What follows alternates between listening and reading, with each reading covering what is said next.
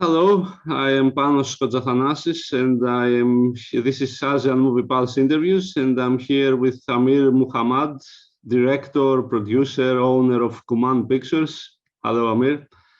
Hello, Panos. Yeah. Hello. So to begin with, okay, let's take things from the beginning. How did you end up working in movies? It's kind of a long story. In university, I did law, but because I didn't find it very interesting, I took a minor in film studies, which is of course very theoretical. It's not filmmaking. It's the theory of movies, and I liked it so much that I decided to take filmmaking courses after university. And then when I got back to Malaysia, I got together with a bunch of friends and we made a movie with digital video. So we were the first one to make a Malaysian DV movie. This was in 2000. And the film could not screen in cinemas because we finished it on video. We didn't transfer it to film. So we rented halls and did things like that. So it kind of started being part of a kind of a small movement that people made what they call indie movies, show it in small halls and show in festivals such as Rotterdam and all that. It kind of lost steam after a while. So it didn't last. I think by 2010, it was kind of like, it sort of dissipated, that kind of what they call the Malaysian New Wave, which is a label the media gave. I never gave the name myself. I think the reason it dissipated was that these films didn't really have much of a strong audience following, especially in Malaysia. So after a while, the momentum kind of lost. So I stopped making movies for a while. The last one was, I think, 2009, and then so I stopped for a long time in order to concentrate on book publishing. I have a book publishing company. So after a few years of doing that, I thought, I want to go back to filmmaking, but I wanted to do something where it is small scale and yet aiming for a kind of a bigger audience. So I chose the genre, so specifically horror and thriller. And after reading Roger Corman's book, his memoirs, it was so inspiring. And after, of course, knowing about studios like Blumhouse and A24, that kind of thing, so decided to have this model where make movies on relatively low budget. I mean, they're not micro budget, but they are like maybe double or triple what a TV movie would cost, but less than what a regular feature film made by a big company would spend. So we started the company in 2018. Kuman Pictures, the name was sort of inspired by Roger Corman, Kuman, but also Kuman in Malay means germ. So it's like something that's very small that you don't see with the naked eye. That was the idea. So we've completed, I think 5 films by now. Not all have been released yet, but we've completed 5. So that's how it is. So in my own, when I directed on my own in the early 2000s, it was mainly like documentaries or semi-documentaries. So the ones that I'm doing now under Kuman Pictures are very different. They are story-driven, they are genre pieces, but keeping a kind of independent spirit in the sense that we give the directors creative control as long as they follow the budget, they don't burst the budget.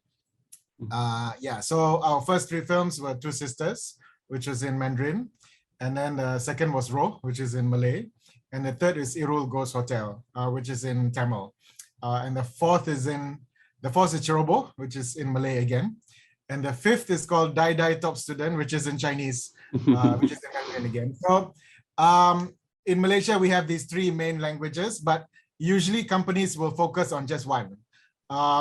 So it did not occur to me that we were doing anything unusual, but it was pointed out to me that, we're actually the first movie company that the first 3 films are in 3 different languages. And I didn't realize that. So I thought, okay, that's a nice coincidence. It wasn't intentional. It became like that. Yeah. Okay, okay. And can you tell me a bit about the documentaries you shot in the past? I have just seen the Voyage to Terengganu, if I pronounce it correctly. And how are the rest? And yeah. Some are on YouTube. There's one called The Big Durian that was on YouTube. And the one I did in Indonesia, that's called The Year of Living Vicariously, it's on YouTube. The rest are kind of harder to find. Even I don't have copies. They are mainly a lot, sort of like essayistic, I guess. I really like the essay film form. In fact, I just completed a new one. I'll send you a link. Yeah, it's we showed it in a few private, semi-public kind of screenings.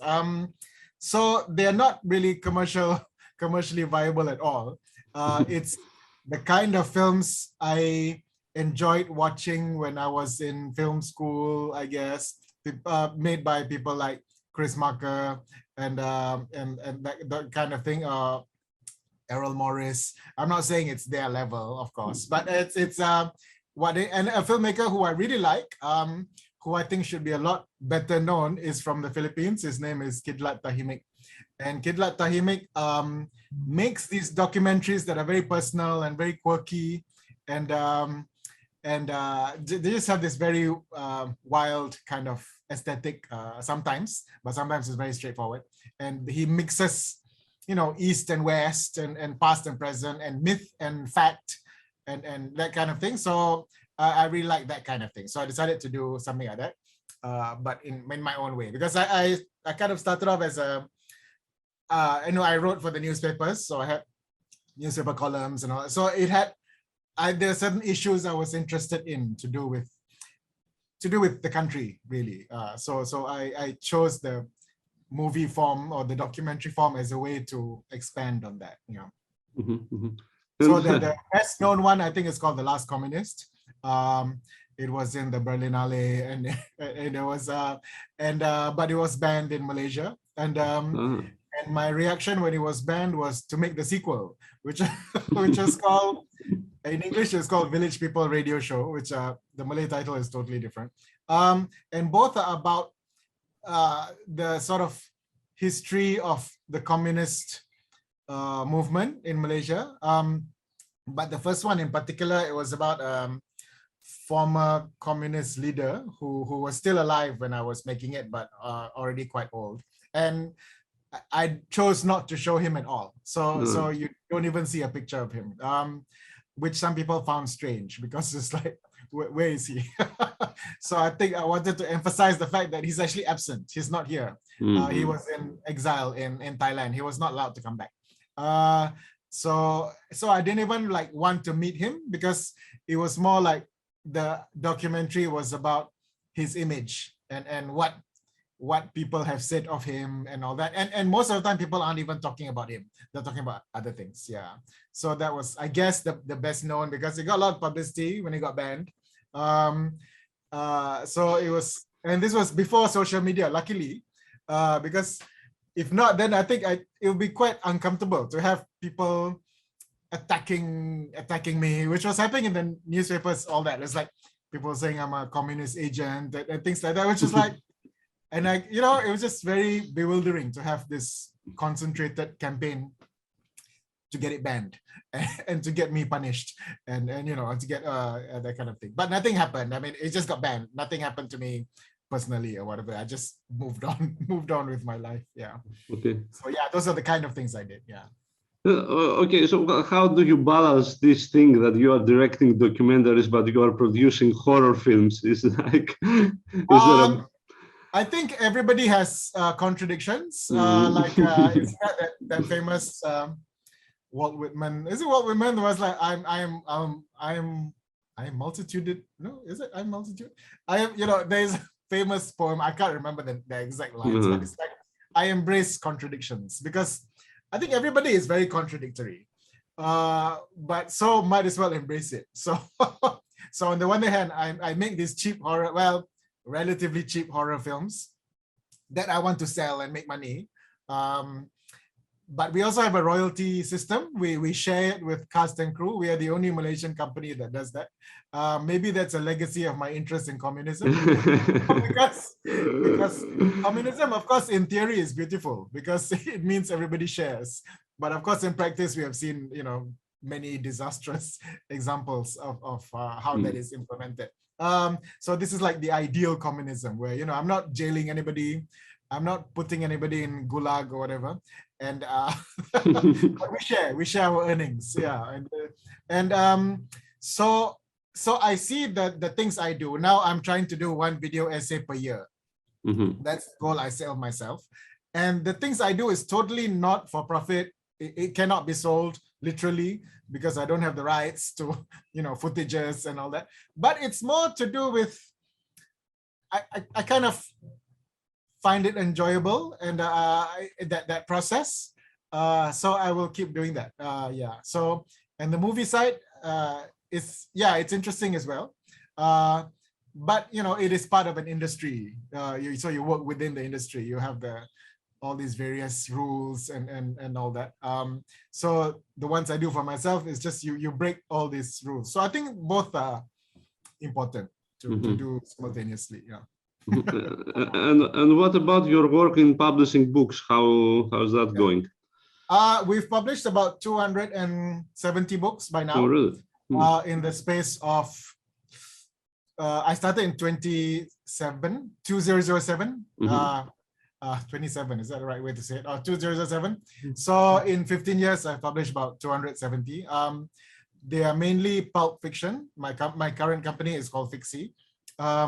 So it's we publish like novels, like horror, thriller, cyberpunk, that kind of thing, aimed at a younger Malaysian audience. And I did it because I wanted to break this kind of monotony I saw where a lot of commercial Malay fiction is very dominated by romance. So romance is like 95%. If you go to a shelf, it'll be all this sea of pink and blue. It's romance aimed at female readers. Not to say that there's anything wrong with that, but when that becomes the main genre, like 95%, then it means that there's less variety.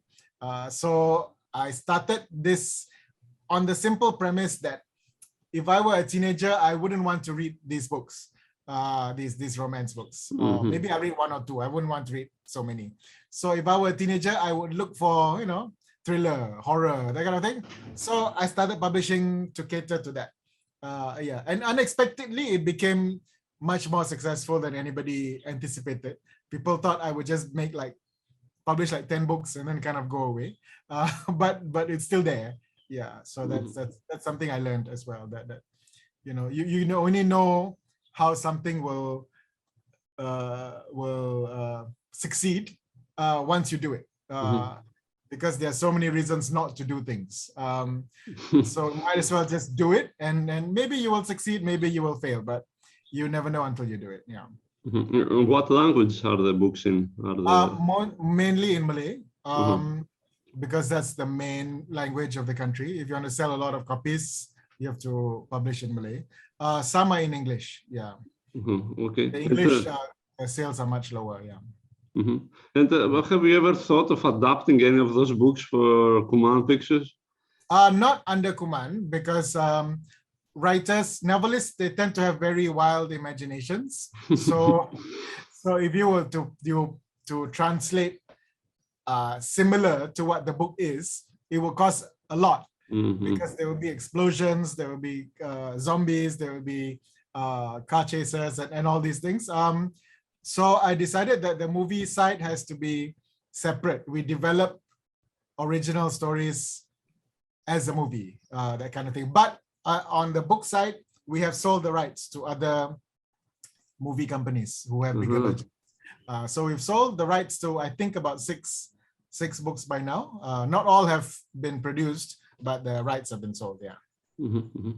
In the past, you have cooperated with Tan Chee Meng, if I am correct. Yeah. Can you tell me a bit about her and your cooperation? Well, Tan Chee Meng and I, she has a company called Kuman Pictures, and I'm a partner, but actually I don't do much. I just sort of sign sign contracts once in a while. So I'm actually not quite sure what's going on in the company. But yeah, she's a very intelligent person, very artistic, and she has very idiosyncratic ideas of how a movie should be made and how it should be released. For example, her latest film in Malaysia, it did not go to cinemas. It went to like, she would rent cinemas and then sell tickets on this online shopping platform, which you normally use to buy cookies. You normally used to buy like household, anything related to household. Like for example, this coffee thing, I bought it on this platform. It's called Shopee. So it's this big website. So I think she's the only one who thought of, let's sell movie tickets on Shopee, which of course sounds like, that's so strange. Why would you do that? So she did it, but unfortunately, because of COVID restrictions and all that, I don't think it managed to go to all the places it tried to go to. So I think it was supposed to be like a nationwide tour, I think. This is Barbarian. Barbarian Invasion, is it? Yeah, okay. Yeah. Okay. And about you, Seng Tat, you also cooperated with him? Yes, Leung Seng Tat. His first film was Flower in the Pocket. That was under Kuman Pictures. Made for a very low budget. It's about $20,000. And very funny, very quirky. And his short films also, very funny, very quirky. And then he took a kind of a long time to make his next film, Men Who Saved the World. I don't mind saying this publicly. I don't like that film that much compared to the first one. And the same thing with Tan Chee Meng as well. Her latest film, I don't like it as much as her earlier stuff, because I think for some people, the more money you have, the less, the less of your own personality somehow comes through. So because I think many people were involved, like for example with Seng Tat's film, because it was a co-production with so many countries, I think there was that element of too many people wanting to have their say. I think so, I assume, because I was not directly involved. So, if you go back to this earlier stuff where it's only him writing, only him directing and all that, I think that the result was much more fun to watch. So yeah, I think that's the dilemma. A lot of Malaysian filmmakers actually make their best films on low budgets. When you give them a big budget, something kind of doesn't work. I don't know why. It needs a thesis to find out. Yeah. I guess it is kind of a skill, right? Like having a big budget and implementing it. It's a skill, right? It's not easy. Yes. Okay. And how about Namron? He's also in RAW. How is your cooperation with him? I actually met him some years ago. So, really? Okay. Yeah, Namron, I knew him from back when he was doing theater. And he would do this very low budget, very no props, that kind of thing. So it's just like actors. And sometimes the stage will be bare. And sometimes the props will be things that are sort of like something very minimal, but pretending to be something big, that kind of thing. His mentor was a man named Christian Jit, the late Christian Jit, who was a theater director and very influential. So I think Namron learned, and James Lee also learned under him in the theater scene. So Christian Jit never made any movies, but quite a few of these filmmakers who you now think of as New Wave and all that, they have influence from theater. And so from the start, you can see Namron had, had a very strong vocabulary when it comes to performance, when it comes to directing. So he's not restrained by, a play has to be a conventional thing, proscenium, that kind of thing. You can have devised play. You can play around with that. And Namron is another person who I think his best film is called Jalan Pintas. I don't know if you've seen it. It's called, the English title would be, I don't know what the English title would be. Something shortcut, I guess. Short, because that's what Jalan Pintas means. Literally, it's like taking a shortcut. And I think that film is so strong. It's like a Fassbinder film, and it's very raw, and the emotional tension is so strong. Even though actually it's very minimally done. You don't see anything big. So I think that's yeah, his best film. So, and I told him that as well. Yeah. So yeah, he's definitely someone who's very creative, both as actor and director. Yeah. What do you think of him as an actor, though? What's your opinion? Because I really liked him in Raw, I have to say. I think he was great in that film, yeah. Well, the standard joke that he has, I think he started this joke where he's the president of the dark-skinned actors club. Because in Malaysia, if you have dark skin, you are considered less sexy. You're considered less commercial. So he doesn't get lead roles. They never give him lead roles because so he says, okay, he might as well set up this association of dark-skinned male actors. So it's kind of he doesn't get, he tends not to get lead roles except for, films that are quite art house or that kind of, which is kind of a shame, I guess, because he's definitely a better actor than a lot of the other actors who get lead roles quite easily. But I think he's quite versatile as well. He can be convincing in a suit, and he can be convincing in a kind of a village wear, which not many actors can do both. I think some actors, they look very like, you imagine them, they'll be in a suit, or some you think they're village type, but he can kind of do both. So that's quite that's quite a rare achievement. Yeah. Okay, and you mentioned before about censorship. What is the situation now in Malaysia? Censorship in movies. I mean, there is censorship for local and foreign movies. Like I recently saw, Everything Everywhere All at Once. So certain things like, I don't know if the international version is also like certain things are pixelated to become funny. I don't know, like the butt plug thing. Is it pixelated in other? I think in other countries no, but yeah. Oh yeah, because I thought that was like part of the joke that it's. But yeah, I guess I thought somebody in the censorship board took the trouble to pixelate this butt plug so that you don't see it. And films involving like gays and lesbians and all that usually don't get past censorship. Like something like Brokeback Mountain or like Call Me by Your Name, that will never be screened here. I mean, it will just be banned. So violence is not such a big problem. Violence, you can get away with being very violent. But things to do with sex and things to do with religion, like a lot of films where they have like Muslim characters. You see this especially in Indian films, like it's some kind of conflict to do with Hindu and Islam and all that. Those films tend to get banned. Yeah, so it's very unprogressive, our censorship board. But I think instead of always complaining about censorship board, I think we should just make films for platforms that don't require censorship. For example, if you sell a movie to Netflix, you don't have to go through Malaysian censorship. But not many people do that. They still want this, official kind of release. So I think that if you have the money, why not try something? In fact, our next movie, we're trying to do it in such a way that we don't need censorship at all. We're just going to do something where it's released online for free. Can you show alcohol drinking in Malaysian films? Or I think a lot depends on it's because there are rules, but the rules are not so precise sometimes. So the rule is probably something like you cannot be seen to promote alcohol. That's probably the rule.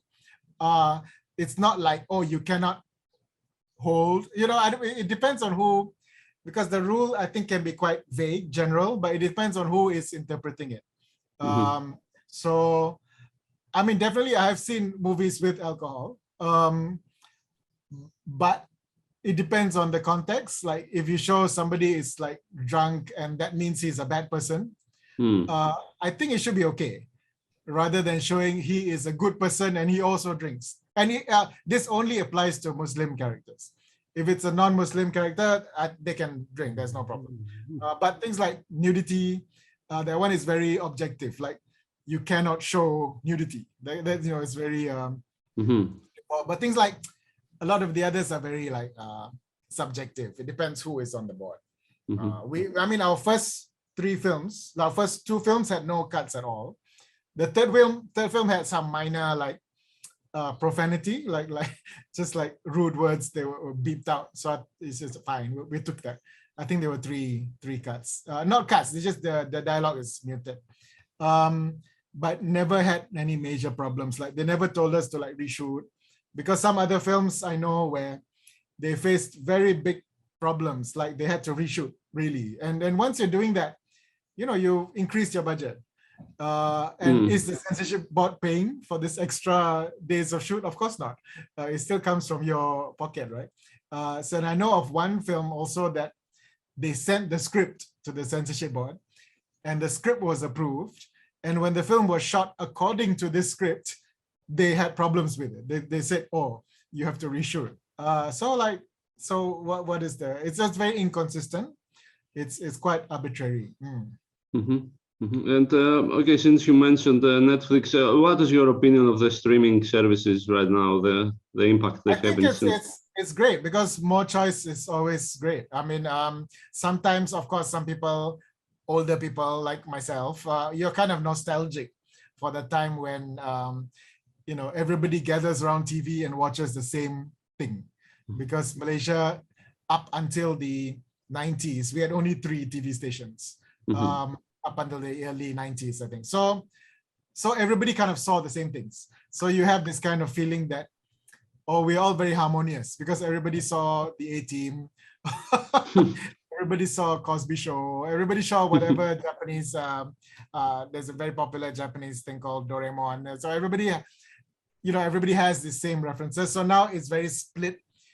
People are watching thousands of different things. But that's not necessarily a bad thing. I think this idea of a big range of things to choose from is great. It's never happened before in history. And it's also a challenge to movie makers. Like previously, I think you can say that, oh, you have to support local movies because nobody else is making movies in Malaysia. You have to support. So you cannot do that kind of thing anymore. Audiences are much more savvy. They are much more aware that, why would I watch a crappy Malaysian movie when I can watch something better from, you know, Korea, from Taiwan, or or you know, the West. So it's an invitation to, it's a challenge also to filmmakers. What can you do that will retain an audience, knowing you don't have the budgets of these big foreign things? So what can you do that is unique? So yeah, there's nothing wrong with that. And it's good that, you know, cinemas no longer have the monopoly on, they decide what kind of films they want to promote and what kind of films they don't. And also, yeah, but yeah, it's no real bad things. Yeah, mainly good things. You've sold the role to Netflix, right? Am I correct? Or are these lucrative deals selling to Netflix? In our case, no, because we sold it 2 years after it came out. So it wasn't sold as a kind of a new film. It was sold as kind of a, you know, like a film that was already 2 years old. So I think it'll be lucrative if like it premieres there. So that's a different thing. And of course they have their own algorithms and all that. So if you're from a country with a bigger domestic population, then I think, of course, they will pay more. Like Malaysia is such a small country, and only Malaysians actually watch Malaysian films, which is a problem, of course. But so that influences what price they give, obviously. And can you describe for me the audience in Malaysia? What movies do they like to see? Do they go to cinemas, or what are their preferences? Let's see. I don't think our movie going public is very big, because a lot of towns, the smaller towns and all, don't have cinemas. So it's very much concentrated in the bigger towns. And ticket prices have gone up a lot in the last 10 years. It's like, you know, double what it used to be in people's own living memories. So in terms of numbers, it probably does not compare to some other countries. Like I'm sure like India, you know, you would have a higher percentage of population going. Here, I don't think we do. And some states don't have cinemas at all. They just don't allow it. Because it's considered like sinful. Like Terengganu, the one I showed you, there's the whole state has only one cinema. But if it's like a blockbuster film, people will make an effort to go. Like I was just looking at these box office figures. Last year, the #1 movie was, of course, Spider-Man, and it made 63 million ringgit, which is like, that's huge. So I think it's the biggest ever performance by any movie in Malaysia. So, and of course, there are many different ticket prices, of course. So I don't know actually how many millions saw it, but an average, like a blockbuster Malaysian movie would make like 30 million plus. And this is really blockbuster, like, so you can't reach that level. But most Malaysian movies tend to make maybe 1 million, 1 million ringgit, yeah, or less, yeah. So between 500,000 to 1 ringgit. So it's quite a big range. And in fact, last year there was one film that made less than 2,000 ringgit. So meaning only about 100 people watched it. Oh, okay. So that's a really low end. Then you have Spider-Man, which is like 63 million. So there's a range, and it goes back to the earlier thing about choices. So it's not like, oh, if you don't watch this movie, then there's nothing else to watch. No, that's not true. There's so many other things you can watch. Yeah. And how has the audience received the Kuman Pictures movies? It's hard to say, because I think we had this, it's kind of a good and bad thing that we set up just before the pandemic, because the good thing is that Roh managed to screen in cinema for like, I think 7 weeks, because there's no other film showing. Because no one else wanted to release a film in that semi-lockdown kind of thing. And we said, yeah, let's just go for it. And we had 7 weeks. Whereas if it's released in a more crowded time, like now, I think we will only last maybe 1 week, or maybe 2 weeks. So that was the good thing. But the bad thing is that, yeah, fewer people went to see it because people were scared of going out. Well, most of the Malaysian public is totally unaware of the existence of Kuman Pictures. Maybe we had a bit of publicity when Roh won Best Picture at the Malaysian Film Festival. But I think even Malaysian Film Festival, not many people watch it. So because it's not considered as entertaining as like singing contests, because whenever there's a nationwide singing contest, they will get very high ratings. So the Malaysian Film Festival is unfortunately, I think Malaysians have this very cynical attitude about local films. It's and I'm not saying it's unwarranted. Of course, people have their choice, but whenever people hear local movies, they'll think, oh, it's something tacky, or it's something like, shoddy, that kind of thing, or it's kind of like a scam. You think it's like money laundering. People are just pretending to make movies, but actually they're taking money from government grants and that kind of thing. So because there are a lot of movies that have very negative reactions, even whenever they release the trailers, like you have mainly negative reactions, like, oh, this is so crappy and all that. But having said that, in the past 10 years especially, there are some production companies that are very savvy, very clever in doing this kind of Hollywood style blockbuster kind of things, and those tend to please a lot of people. People find them very entertaining, and the biggest winners artistically in Malaysia are the animation films. We have some very good animation IPs that they started off as TV series, and then they, after like 10 years on TV, then they make a feature film, and those are highly anticipated, and those are very well done. And those are actually exportable, like they were exported to China, exported to Middle East, in the way that our other films cannot. Our other films find it very hard to export. So yeah, so the animation industry, I would say, is like the high point of Malaysian filmmaking. Yeah, but for the most part, yeah, our Malaysian audience, they're not very excited when they see like a poster for a Malaysian film and that kind of thing. Yeah. But do you have a rough estimate of how many Malaysian movies are being produced every year? last year only 8 were released widely, but the year before it was like 50. So in in 2019 it was 50, then it dropped, and then because of pandemic, but now it's going back to normal. So it tends to be about 50 a year released. And sometimes there's this odd thing where a movie is sort of made for the big screen, but then they encounter funding problems or whatever. They cannot afford to promote it because, of course, to release a movie in cinema, you need promotion budget. So sometimes a movie is sort of anticipated as being, oh, this is coming to a cinema, but at the end it goes on TV instead. It goes straight to this.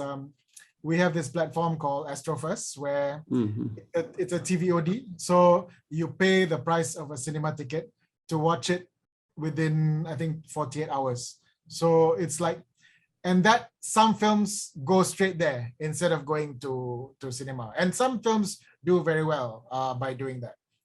So I say 50 films are released in cinema, but more are made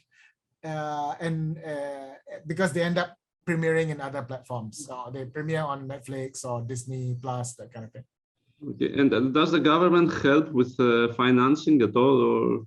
Yeah, because there is our National Film Board. They give out film grants. And in fact, we just completed a movie made with such a film grant. The movie is called Dai Dai Top Student. It's in Mandarin. It's a horror comedy.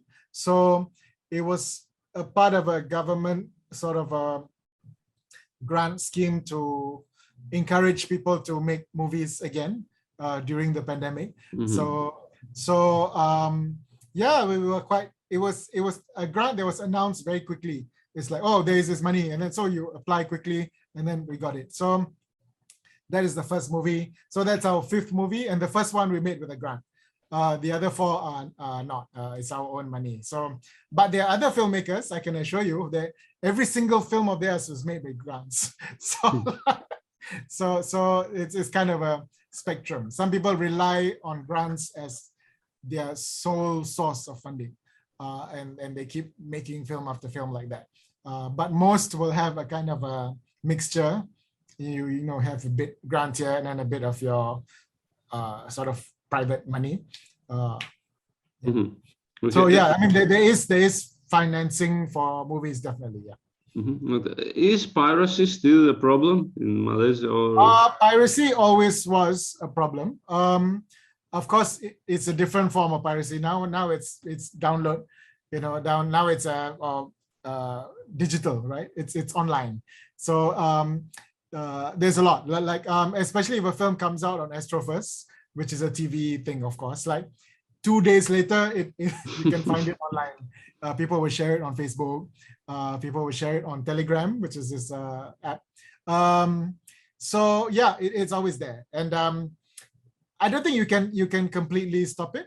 And in a way, this may sound like an odd thing to say, but I would be insulted if I made a movie and it's not pirated. So I know this for a fact because our movie Two Sisters, until now, is not pirated. So whereas the other two are. So like, but you hope they give you a bit of time to recover the money, and then it's pirated, it's fine.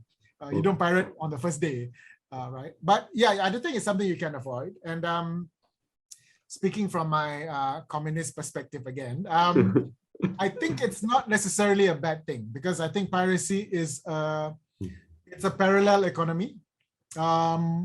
Of course, now people don't make money directly, but in the old days, people sold VHS and they sold VCDs. In fact, the hero of Yasmin Ahmad's film Sepet, he's a pirated video seller, and it's kind of hinted why he does that, because he is Chinese and he doesn't have the same opportunities that the Malay girl had, because she has a scholarship to study overseas, even though it's sort of explicitly stated actually his results are better, but he doesn't have these kind of opportunities. So I mean, not to romanticize it, I mean, of course, objectively speaking, piracy is still theft, but you can't judge why somebody would want to do that, because sometimes it's the way things work. It becomes a parallel economy. And back in the old days when there was a lot of piracy, in a lot of the times the pirated shop would be right next to a police station. So you wonder how come. So best customers were policemen? Or? Oh, they protect you. They protect you, yeah. Okay. And can you tell me a bit about Elise Sick, which I met in a seminar last year? So you cooperate? Yes. Yeah, who cooperated with her. She produces our movies. So all of our movies, she is the co-producer representing Kuman, and the director will bring their own producer. So they will work together. So I think it's worked out very well because this ensures that the director and his own team, they have their own creative freedom, but we on our side make sure the budgets don't get exceeded, and you stick to you don't exceed your shooting dates, because once you do, then there'll be problems. So all of our films, none of them went over budget. Well, some a bit, but it's still within the contingency thing. And then none were, the shoot became out of control, that you couldn't finish the shoot within your allocated days. But having said that, each film has its own set of problems, of course. But so far, we've never had a film that, you shoot it and then you cannot finish it. Which there are other films like that. So which is like they'll be very scary if that happens, because like you've already spent money and something about it means you can't finish it, then it will take years and years. So far, no so far. And hopefully never. Okay, and I guess last question, any information about future projects? You also mentioned some, but also yourself as a director and for Kuman Pictures. We